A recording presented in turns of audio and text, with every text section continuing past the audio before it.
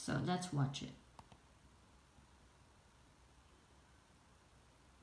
This is Giant BLT, Bacon, Lettuce, and Tomato Sandwich by Claes Oldenburg from 1963. The piece is actually made up of discrete, smaller sculptures of lettuce, tomato, and bacon and bread. So each time you install it, you actually have to go through the act of creating the bacon, lettuce, and tomato sandwich and figuring out which pieces to put on in which order.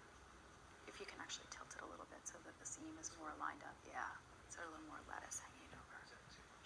We work with photographs of the earliest installations we could find, so that we're using sort of what we would imagine was Oldenburg's installation.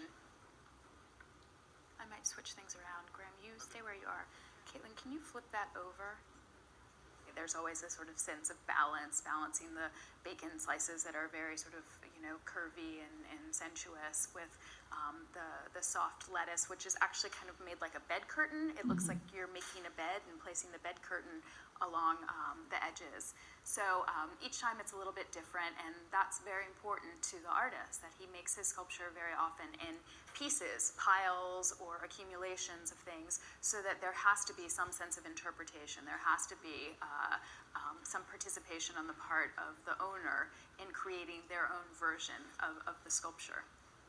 All right, so then Olive on this side, maybe a little less, so turn it a little more this way, yeah.